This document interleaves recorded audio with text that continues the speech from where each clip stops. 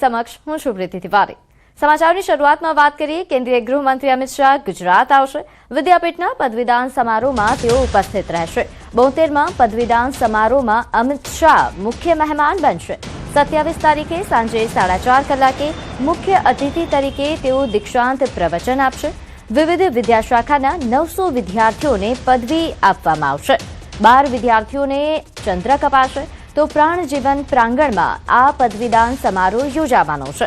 गत वर्षे राष्ट्रपति द्रौपदी मुर्मू मुख्य मेहमान तरीके उपस्थित રહ્યા હતા। तो વધુ વિગત સાથે મારી સાથે સંવાદદાતા સંજય જોડાયા છે। સંજય, કેન્દ્રીય ગૃહમંત્રી અમિત શાહ ગુજરાત પ્રવાસે, વધુ વિગત જણાવશો। बिल्कुल प्रीति, आगामी 27 तारीखे केंद्रीय गृहमंत्री अमित शाह गुजरात प्रवासे આવી રહ્યા છે અને વિવિધ કાર્યક્રમો જે અમદાવાદમાં યોજાવાના છે તેમજ ગુજરાતના અમરેલીમાં પણ એક કાર્યક્રમ યોજાવાનો છે ને ત્યાં ઉપસ્થિત રહેવાના છે। જે અંતર્ગત 27 તારીખે સાંજે 4:30 કલાકે ગુજરાત વિદ્યાપીઠનો પદવીદાન સમારોહ યોજાવાનો છે ને તેમાં તેઓની વિશેષ ઉપસ્થિતિ રહેવાની છે। કુલ 900 જેટલા પદવી ધારકોને આ પદવીદાન સમારોહમાં પદવી એનાયત કરવામાં આવશે।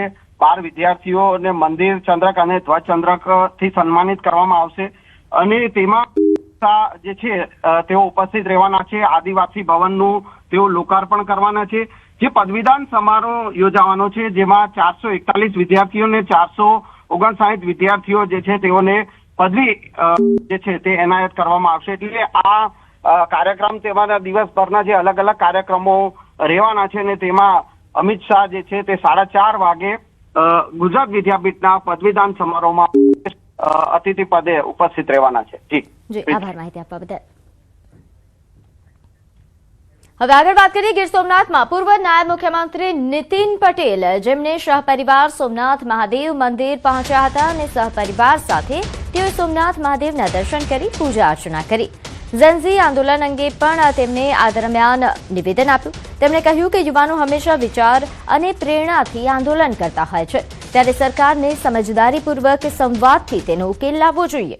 સાથે જ રાજ્યમાં વરસાદ ખેંચાતા ખેડૂતોની ચિંતા વચ્ચે તેમણે સોમનાથ મહાદેવને સારા વરસાદ માટે પ્રાર્થના કરી હતી।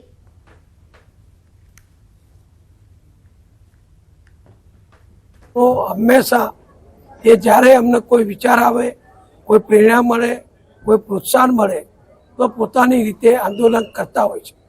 પણ સામા પક્ષે જે તે વખતે જે સરકાર હોય, નેતાગીરી હોય, એ પણ પ્રેમથી યુવાનોને સમજાવી અને આંદોલનનું નિરાકરણ કરે છે।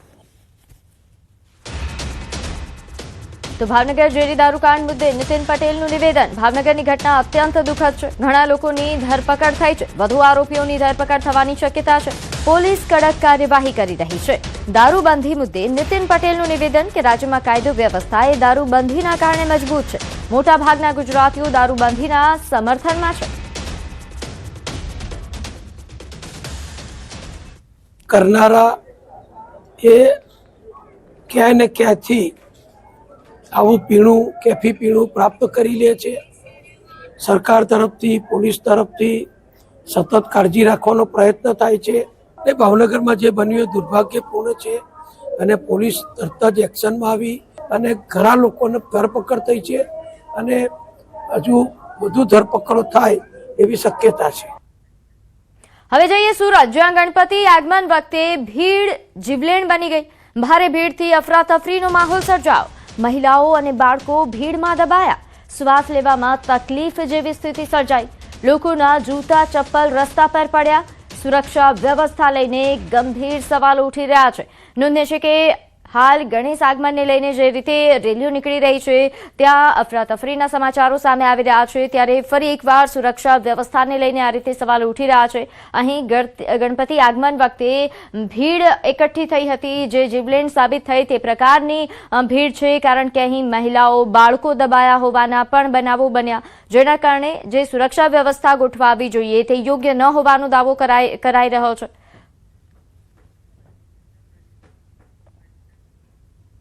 તો આ તરફ વડોદરામાં ફરી એકવાર ગણેશ આગમન યાત્રા વખતે બબાલ સર્જાઈ। વધુ એક ગણેશ આગમન યાત્રામાં મારામારી।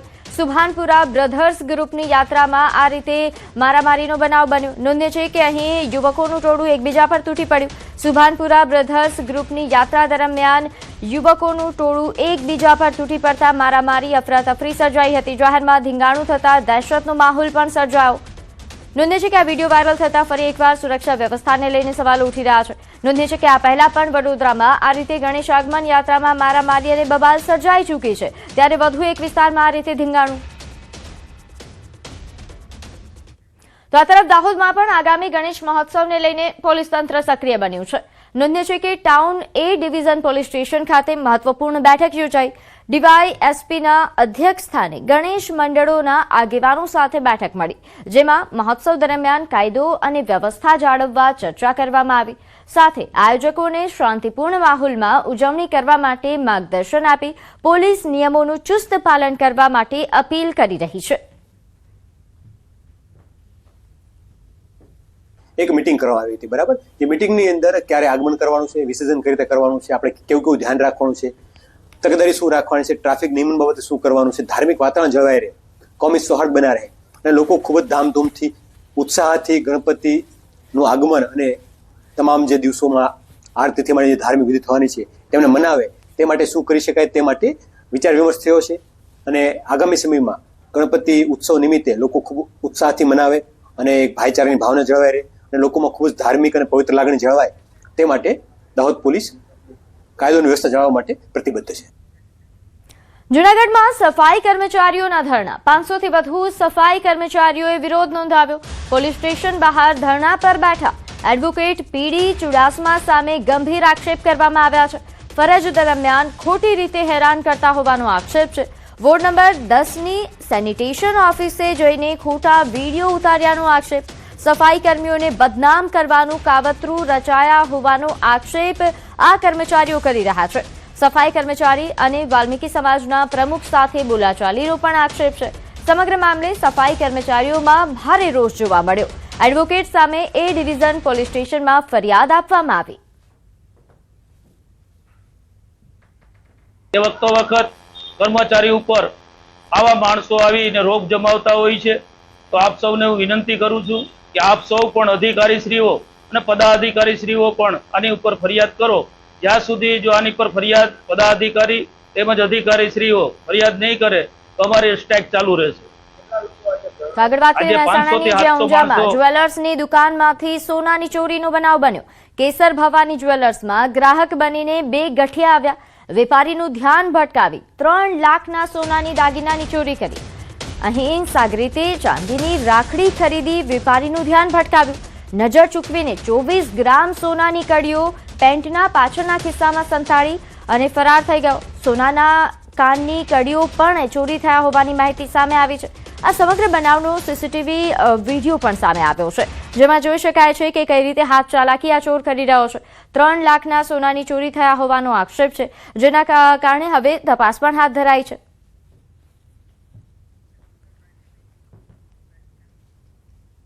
તો બનાસકાંઠામાં ટ્રકમાં આગ લાગવાનો બનાવ સામે આવ્યો છે. પાલનપુર ડીસા હાઈવે પર ધ બર્નિંગ ટ્રકના દ્રશ્યો સામે આવ્યા.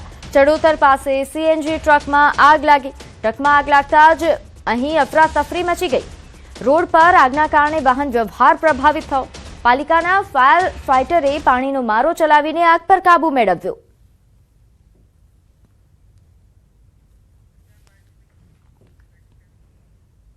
તો આ તરફ નવસારીમાં વાંસદાના રાણી ફળિયા ગામે દીપડાનો આતંક સામે આવ્યો છે. વાડામાં કામ કરતી મહિલા પર દીપડાએ હુમલો કર્યો. હુમલામાં મહિલા ગંભીર રીતે ઘાયલ થઈ. દીપડાને પકડવા માટે વન વિભાગે પાંજરું ગોઠવ્યું. આસપાસના વિસ્તારમાં ભયનો માહોલ છવાયો.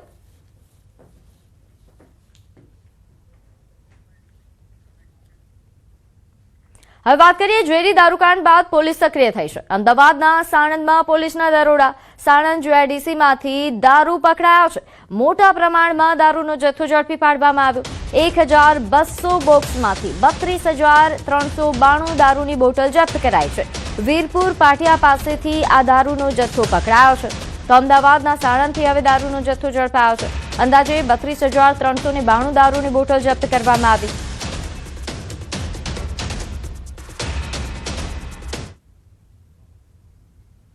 આગળ વાત કરીએ સુરતમાં સાંસદ ગોવિંદ ધોળકિયાની SRK ડાયમંડ કંપનીમાં 25 લાખની રૂપિયાની ખંડણીની માંગણી. આ મામલે પોલીસે પૂર્વ કર્મચારી વિજય દેસાઈની ધરપકડ કરી છે. આરોપીએ સિક્યોરિટી ઓફિસમાં ફોન કરી દિનેશ ભાર્ગવ નામના નામ ધારણ કરીને ખંડણીની માંગણી કરી હતી. શેરબજારમાં દેવું થઈ જતા શોર્ટકટથી પૈસા કમાવવાના ઈરાદે તેણે આ કાવતરું રચ્યા હોવાનું સામે આવ્યું. મોબાઈલ નંબરના આધારે પોલીસે આરોપી સુધી પહોંચી તેની ધરપકડ કરી.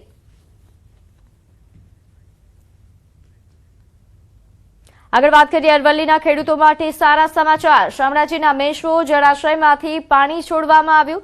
નર્મદાનું પાણી છોડવામાં આવ્યું છે. ભિલોડાના ધારાસભ્ય અને મંત્રી PC બરંડાની રજૂઆત બાદ પાણી છોડાયું. મેશ્વો જળાશયમાં નર્મદાનું પાણી પહોંચતા ખેડૂતોએ રાહત અનુભવી. આસપાસના વિસ્તારોને સિંચાઈ માટે મોટો ફાયદો મળશે. ઓછા વરસાદના કારણે મેશ્વો જળાશયમાં પાણીની આવક ઘટી હતી. નર્મદાનું પાણી છોડાતા જળાશયમાં પાણીની સપાટી વધવાની આશા છે. પાણી મળતા જ અરવલ્લીના ખેડૂતોમાં ખુશીનો માહોલ. વધુ વિગત સાથે મારી સાથે સંવાદદાતા હાર્દિક જોડાયા છે. હાર્દિક, આજે નર્મદાનું પાણી છોડવામાં આવ્યું છે, કેટલા ગામોને લાભ મળશે?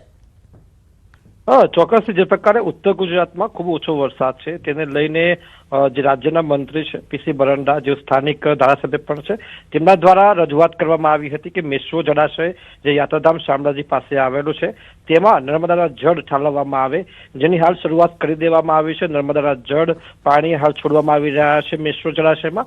મેશ્વો જળાશયમાં પાણી આવવાના કારણે ચોક્કસથી ખેડૂતોને સિંચાઈ માટે ફાયદો થવાનો છે.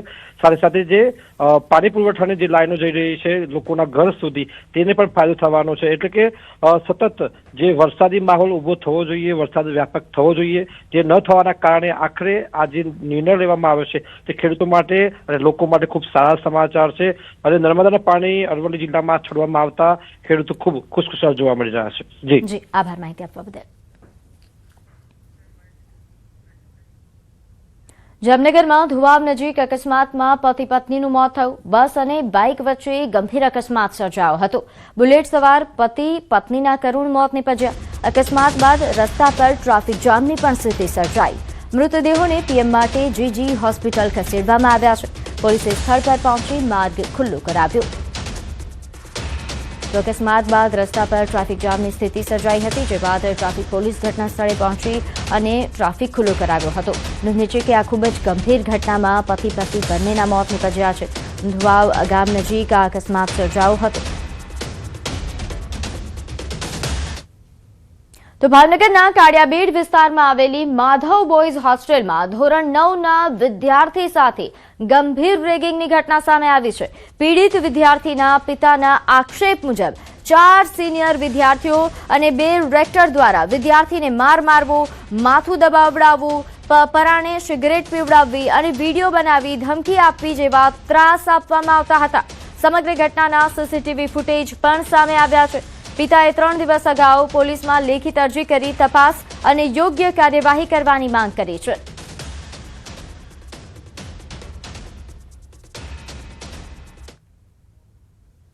મારો છોકરો માધવ બોયઝ હોસ્ટેલની અંદર છે અને એની હારે નીટના છોકરા છે, કોલેજવાળા સ્ટુડન્ટો, એને મારામારી કરે છે, કામ કરાવડાવે છે, સિગરેટ પીવડાવે છે અને એના ફૂટેજ મારી પાસે છે કે ક્રૂરતાથી મારે છે વધારે. આજે જે હોસ્ટેલની અંદર બનાવ બન્યો એ હોસ્ટેલની અંદર ખરેખર કડક કાયદો થવો જોઈએ અને હોસ્ટેલ પણ બંધ કરાવવી જોઈએ અને ત્યાં જે સ્ટુડન્ટો જે રીતનું આ કૃત્ય કર્યું છે એને રસ્ટિકેટ કરવા જોઈએ.